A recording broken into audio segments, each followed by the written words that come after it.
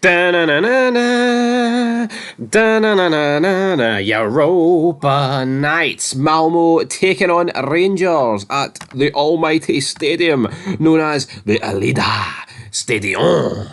Rangers have never beat Malmo. It's 2 wins, 2 draws for the Swedish club. Can that change this week? Hopefully for the coefficient, hopefully for Rangers, but of course there is no Ibrox leg. It is now or never. It's all or nothing. Can they get the job done? Well, we're going to preview it here on Fog Football and get to the potatoes and all that stuff.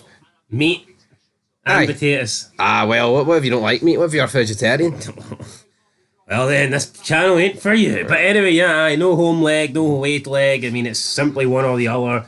Kind of miss that, to be honest, but it is what it is. Well, it'll be back in the knockout stages. Could Rangers get to the knockout stages? They should.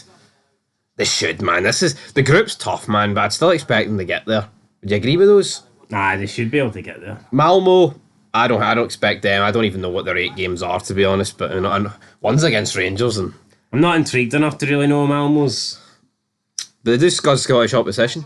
Well, they do, but I mean, we'll see if they scud Rangers or not. We'll see, but let's look at team news. So, Oscar Cortez has picked up an injury in training, having only recently returned, and Clement Refil de Colombian will be out for several weeks. So, right, let's just put the cards on the table here. This guy got brought in on loan in January.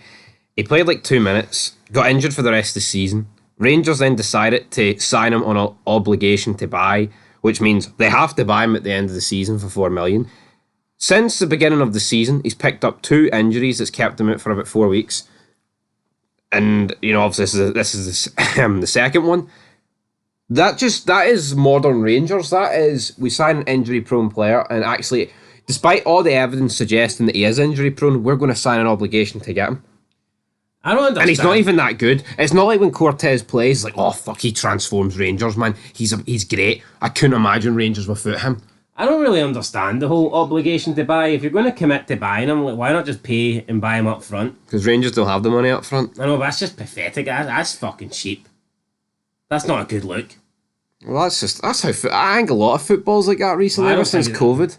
I think football's went down that route quite a lot. I don't like it. Financial fair play, all that stuff. But he's out for a few weeks. I mean, there is an international break coming up, so we've got Malmo tomorrow. Then we've got Hibs, then we've got Lyon, then we've got St Johnstone. I've seen someone saying he's only going to miss 4 games.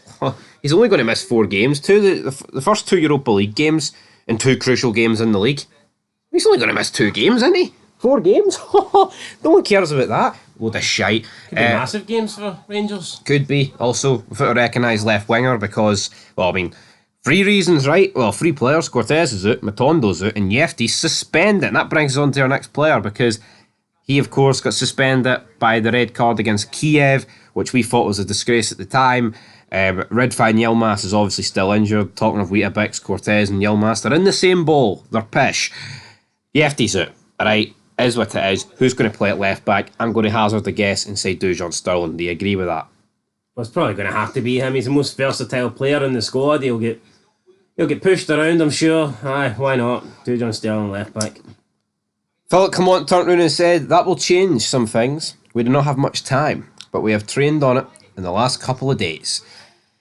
Boom, boom. There's going to be a return for Seed Haksabanovic as he's in the Malmo squad, but he's actually missed it with a groin injury. So there won't be a return then? No, and there won't be a return. Yeah, so they're hyping up a return. He'll be there, maybe. He'll get to watch Malmo beat Rangers for the bench. Aye, maybe, potentially.